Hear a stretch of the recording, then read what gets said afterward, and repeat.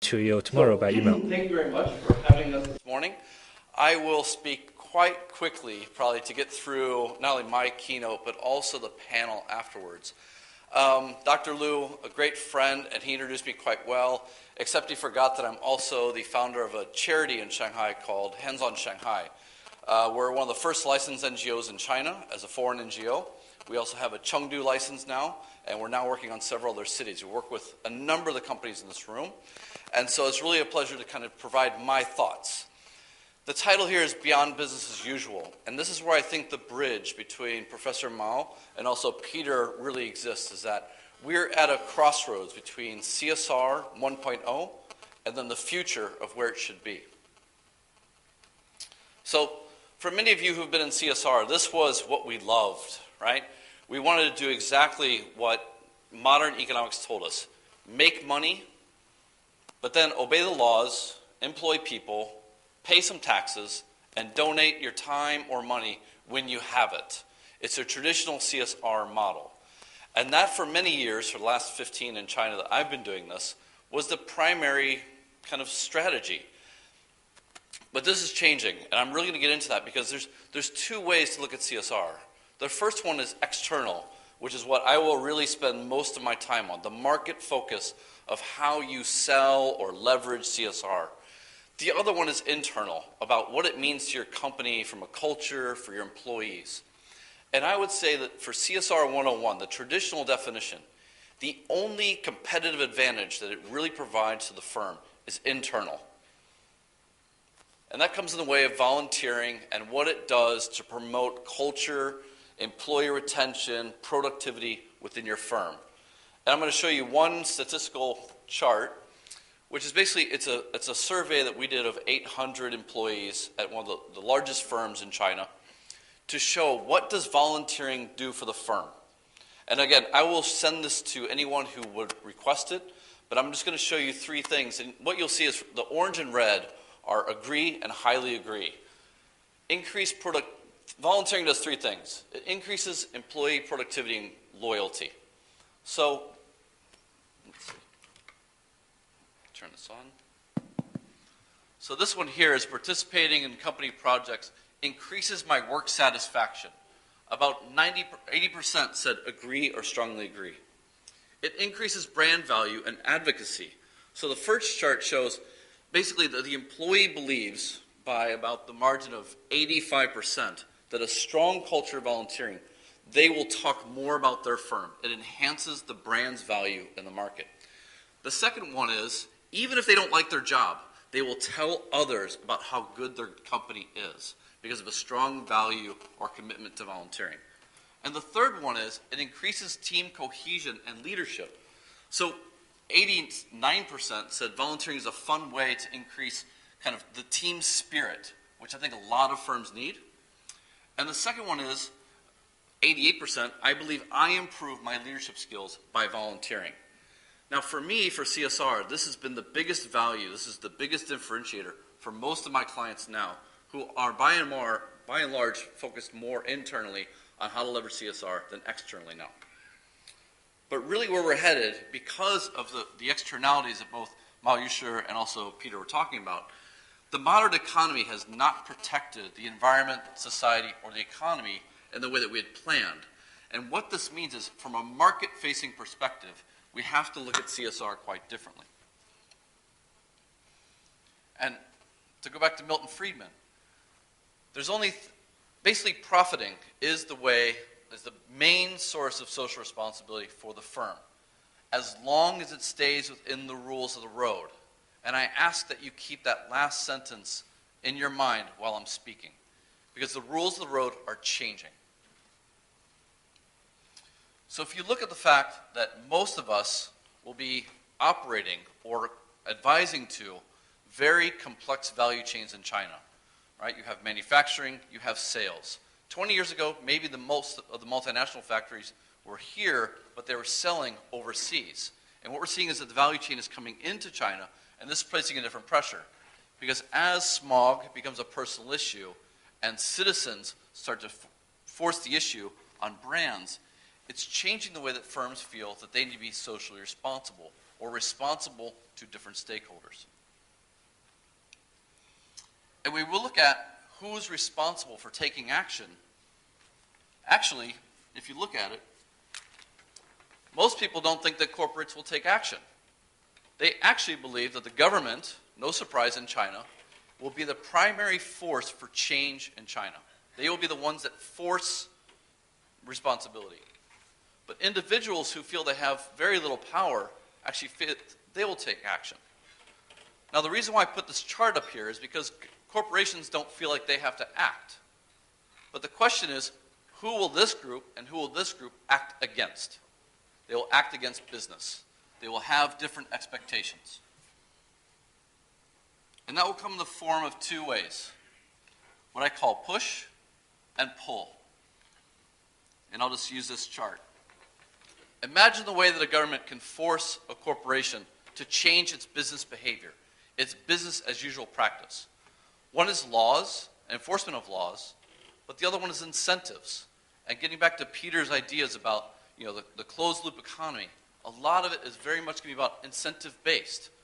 Invest here if you're a green industry. Invest here if you're low emissions. Invest here if you are low energy. We want to drive the economy differently, and we can provide incentives or rules that help you get there, right? If you don't conform to our new laws, we can push you out of our city, out of our province, out of our region to move west. Or we can push you out of China. And we see that happening more and more. But individuals, this is the hardest one, particularly the brands, the B2Cs that we work with. B2B, still quite insulated, still more government than it is individual. But for the brands, they're seeing this from the consumers. And I'll show an example in a few minutes. And I apologize, I am kind of helping you out on time here. So what I want to just mention is that the rules of the road are really changing. Old traditional economics is changing because the resources are getting scarce, but also because the expectations of individuals are gaining speed. One of the things that neither of them spoke about yet that I would like to speak about is the fact that Chinese individuals, as consumers or citizens, have changed their mindset about what it means to have a lifestyle over the last 15 to 20 years, particularly in the last 5, as wealth has come into the major cities, even to the second-tier cities. They now expect more from everyone around them, be it their neighbors, the brands they purchase, the government who represents them, whatever it may be.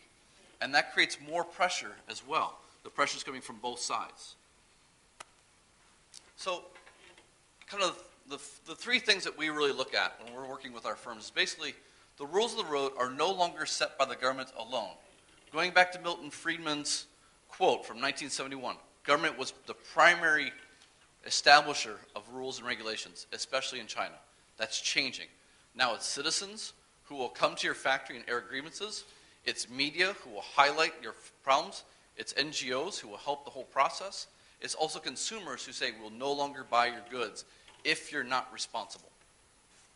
The second one is, as your firm moves from production only in China to production and consumption, this gets more challenging as well, because you can no longer exploit the same population that you're profiting from, or vice versa, profit from the group that you're exploiting.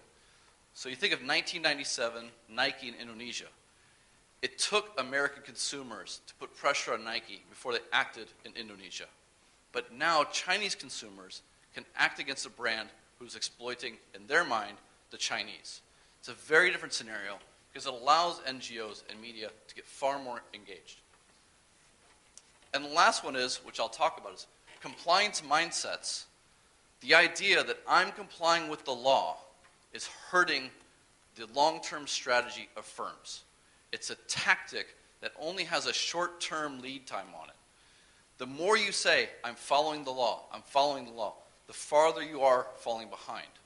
And there's many companies that I'll show coming up that basically fell into that trap. Here's a small list of those companies. Just in the last 18 months in China, have been fined, have been seen consumer boycott, have been closed down.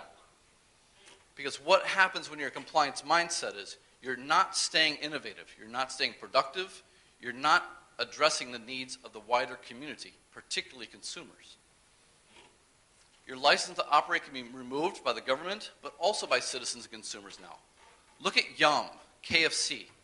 How many scandals have they seen in the last 3 years that have set their firm backwards, not because they broke the law or the standards that were set by the Shanghai Food and Drug Administration, but because consumers didn't trust the product. The consumer expectation was higher than the government's expectation. And that was their license to operate as business as usual changed. Reputations can be caused damage by NIMBY and government action. Johnson Controls, Siemens, GlaxoSmithKline all fell into this problem, be it corruption or be it the fact that they were emitting pollution near residential communities. They can be moved out, they can be shut down. And finally, the one that I think that we're getting to, the one that's going to move us from a position where CSR is separate from the firm strategy to one where we have a real closed-looped economy, is when the finance community comes around really in full force and starts to finance firms very differently. We're seeing this in some of the industries that Peter was talking about, particularly coal and the dirty industries. But we haven't quite seen it fully come full circle yet in terms of SRI funds having a full kind of seat at the board. It's coming. It's certainly something that's going to happen. But that's one of the things that we really see as needing more time before the full closed-loop economy comes around. So basically, we just put forward that inaction or delayed change will basically weaken the firm's position. And a good position is when you have the time, you're right, you know your stakeholders, and you're flexible. But being in a bad position is when you're in the middle of a crisis, you're wrong. Again, the rules of the road may not be set by the government, but you're wrong by consumers, you're wrong by citizens, you're wrong by the media. You don't know who your stakeholders are. Your GR department failed to understand the needs of the community and the pressure that it would have on government versus just talking to the government. And then you don't know the needs. You don't know how to respond. And this is really where firms are going to move, we're seeing, primarily from CSR 1.0 to 2.0. So for us, there's 5 steps forward if you want to get ahead of the curve. The one thing is you have to rethink risk and responsibility. You could no longer rely on the rules set by government as the only measure of where your firm should be responsible. It has to be a far wider group of individuals, of stakeholders, and of process. You have to invest. It's not just about donating money or volunteering time, which I would say are great first steps for any firm that's not sure what to do. They're great first steps if you're only focused on culture and building HR. But if you're really worried about market, you have to invest in a very different thing. Different people, different process, different product. You have to make the adjustments. A lot of firms, Yum being one of them, Apple being others, automotive, textiles, we see this across industry. You make a little burn about this big in your room. A traditional carpet has to be completely ripped up, 99% waste. The hotel loses 3 days, right? Because they got to take it up, move all the furniture, move everyone out. Then they lay it back down. An airplane is the exact same way. It takes 3 days to replace the carpet on an airplane. They do that 10 times a year. So as a hotelier or as an airline, you lose a lot of time through that process. He designed it so it's modular. You can take one piece and lay it down, 3 minutes, you're done. Saves a lot of money for firms, right? And it was this idea that used biomimicry. Well, the most impressive project I've seen they did in Asia now is called Networks. And what this is doing is they've gone from we comply, we do everything that we're told to some product innovation, to now taking product innovation to the point where they're removing basically waste and turning it into a natural resource. They're doing what Peter was talking about, the LCA theory. And I'm going to show a quick movie about how they did this. All right, so I'm also going to end with several questions. When you think about the rules of the road changing, what are the areas of your business that you feel are the most exposed going forward? If you're in food, textile, electronics, you're a brand who's a retail brand. If it's in production and materials, areas you don't own, how do you control the risk, right? You're outsourcing. If you're a B2B, servicing the brands, how do you create a new vision going forward? Because then the big question comes, who's the change agent? Like, what is it going to take before your industry gets hit like the electronics industry or like the fast food industry? It doesn't take much, but what's the event that you're not thinking about? Who's the person who will start it? Maybe one person on Weibo or on Weixin, right? They don't need to be very popular. They don't need to be very good looking, but the right message from them can catalyze a crisis in your industry, if not your brand. What would be the impact to your brand if you got caught now? And you got caught in a way that, much like Yum, much like Apple, much like others have gone through in China, where the Chinese consumers say, we're not going to buy your product until you change. Right? Think of Sanlu milk. Think of what happened after that crisis. The entire dairy industry in China was hit. So therefore, my last question is, what's your opportunity to take a step forward today? What can you do today to help your firm proactively reduce risk, but also build a new brand that will sustain for the future, that has a new vision, that addresses human needs in an economically sustainable way? Thank you very much, and I will now take questions. I have to say anyway, because the next panel is coming up here. Exactly. So please, thank you, Richard. Well done. Appreciate it. 我们鼓掌，谢谢他啊。So let's put our hands together for his presentation. So we can see Richard is a very passionate speaker, and he can also give us a lot of in-depth thought.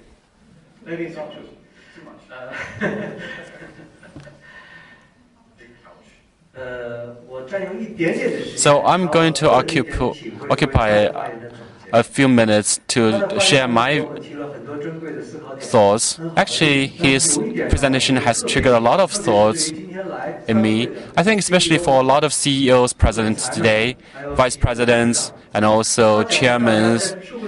Actually, he has talked that while the enterprises are transforming, so their expectation about the government. So the expectation for the enterprise to take action is actually 15. Actually, for the government is 42.7%. So people believe that the reform are driven by the government. Actually, last week in Fudan University, I attended a meeting. So while I was chatting with the Powell, he said that during reform, there should be very significant interaction between the business and the government, and normally the business will play a very important role. So Richard has said that the enterprises need to take a proactive way and turn challenges into opportunities for the CEOs and presidents. I think this topic is very helpful. He has also given us 5 questions. So we need to consider about our risks and what are our opportunities. We need to rethink where do we start with and where do we need to make adjustment. And for issues, how do we openly negotiate with all stakeholders so that we can facilitate our future development. Actually, the last point he made is that not to blame the others. Actually, for us who are engaged in CSR, this is a very essential part. So, apart from the professional methodology, strategy, we also need to have a very good humanistic spirit. So we need to have an international outlook, and we also need to have a humanistic spirit so that we will not blame the others. We can have more inclusion and carry our work in a more constructive way. So I would like you to give another round of applause to Richard.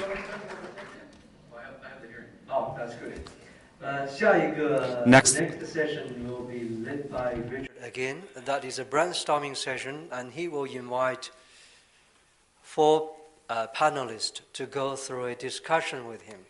I know you have questions, so Richard, if you permit, maybe 2 questions, then the rest can get into your panel session, so people can keep asking. Certainly. 好，那我们请参会。 Okay, so we open the questions to the floor. 2 questions. 浅咖啡色的那位。 So the lady in the back row. Before my question, I just want to say thank you, Richard, for founding Hands on Shanghai. It's a great organization. I'm a huge fan of Hands on Shanghai. All right. I totally agree with you that probably meeting the requirement of law is the minimum requirement for companies, while the citizens and media and employees can have higher requirements. So I would like to hear your insights on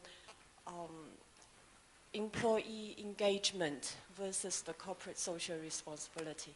Could you please say something about that? Thank you. I would say in the industries that we've been working in the most recently, being chemical, textile, electronic, and food, employee retention is a huge problem. I know some firms are struggling with 20 to 30% turnover rates right now. Factories seeing 60 to 70. And so I think that having a strong culture of responsibility, redefining what it means to be good to your employees, not just paying minimum wage in the Sijin, right? But also really looking like, what are the things that they worry about every day as an employee, but more as a person? So to kind of give you 2 examples, I was talking with an electronics firm, and we've done quite a bit here, where they have a university that they're trying to build. They were one of the groups that was well known in the press for having problems. They've built a university basically dedicated to their $750,000 to $1 million factory workers to become better educated. Now, if you think back about migrant populations and factories, it used to be that the migrant would come 2 to 3 years, work in the factory, go home, and then live their life back in their home village or province or city. But that's changing. They're becoming citizens. The Xin Shanghai run, the Xin, Beijing run, the Xin Wuhan run, right? Because what they're expecting is not to come to the city and go home, but to come to the city and make a home.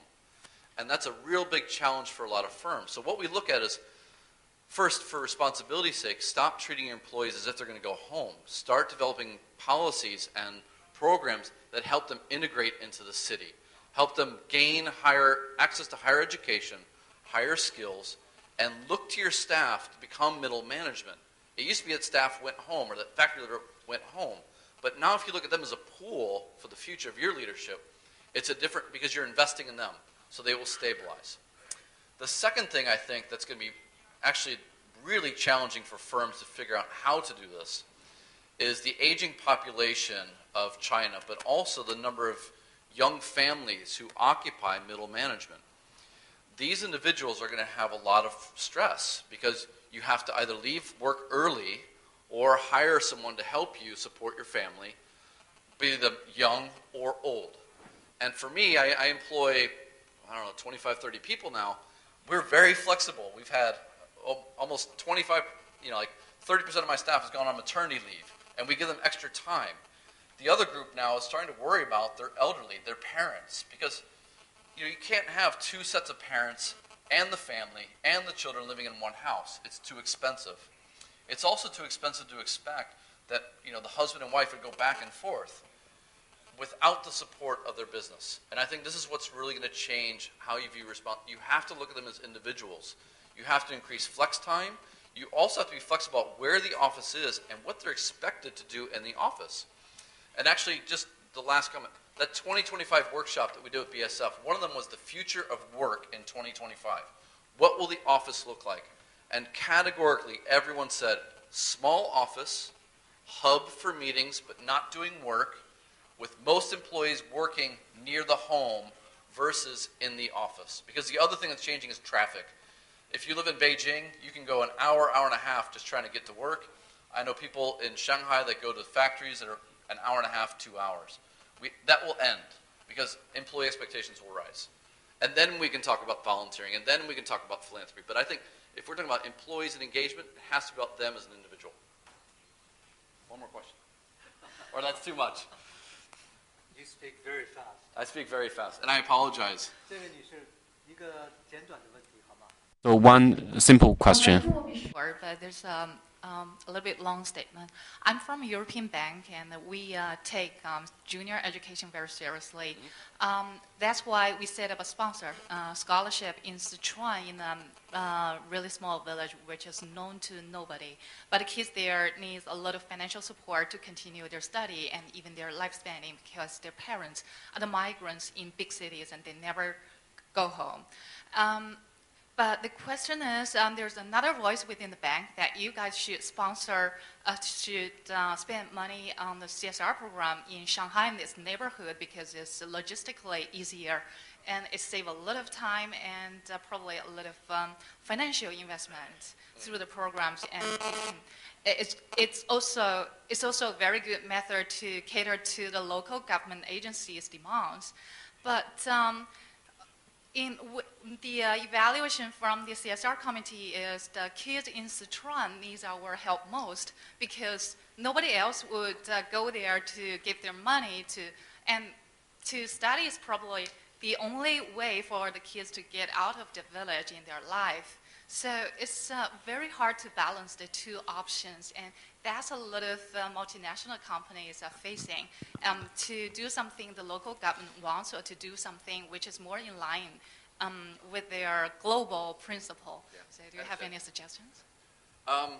Yeah, so this is actually, it's a very good, this is strategy. It's not either or. You can do both. And I think the important thing is to understand that, one, the resources required to do both are different, the expectations are different, and how you'll do them is differently. I personally think that every firm needs to do 4 things in China from a CSR perspective, just in the context of your question. If you're a global company, you need to have a global partnership. Save the Children, WWF, Greenpeace, whoever, Greenpeace doesn't take corporate money. So, WWF, whoever, right? You have to have that global programming. The second one is you need to have a China program. You need to have something that your corporate office has all of your offices work on. It could be a donation, it could be a day of volunteering, it could be one-off. Because that builds kind of this excitement, this punch, event-based, that you can gather people around. The third thing is you need to have the local program. The local program is the stuff that engages individual employees on a regular basis in the heart. It's what they want, not what the management team wants, not what the executives back home wants, but what they want to do. You give them a small budget, you allow them to run it, and that will help build a culture. And the fourth thing is you have to have disaster response. We saw this in 2008. If you don't have your money ready and willing to give, you are Tiegongji, and that's not a good place to be, right? So you really have to have a structured strategy, I think, to CSR if you only want to talk about donations and volunteering. To answer your question, I think you should have both. I think you should give to Sichuan. I don't know if you have an office there. A lot of banks are moving there. Okay, you don't. The other reason why you would do things that are, maybe a little bit further afield, you're planning for the future, right? A lot of firms are going to move to either Chongqing. Not me. It's you. All right, it's not me. Apologies. I think it's the guy in the back. Don't blame others. Oh, don't blame others. Oh, yes. Okay. Here, hold my phone. It's not me. I'm telling you. All right, there we go. So, now it stops. See, nope. Okay, so you have to, because one thing is, by 2025, I'm going to assume that if you are a retail bank, you'll have a presence in Chongqing or Chengdu. If you're an investment bank, you may also have one there as well, because, see, he's got my phone. It's not me. And basically, you're going to move 2025. But locally, you need to also think about that as well. The larger spend can go to Sichuan if you want, because that can come from your China level budget. But local budgets, really try and spend it on things, not even that are just like within Shanghai, but close to your office. We were working with the lady in front of you on hers and the volunteering program.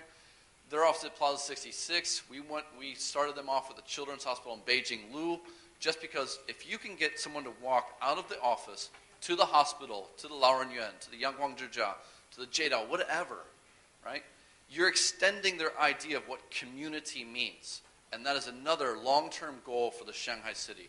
You have all these people coming in from all over China and the world now. The sense of community has changed. And what we need to do is build community. The more community you can build in your firm, within your local area, the stronger your program's going to be, the more cohesion you're going to see in it, and the more loyalty you're going to find to the program.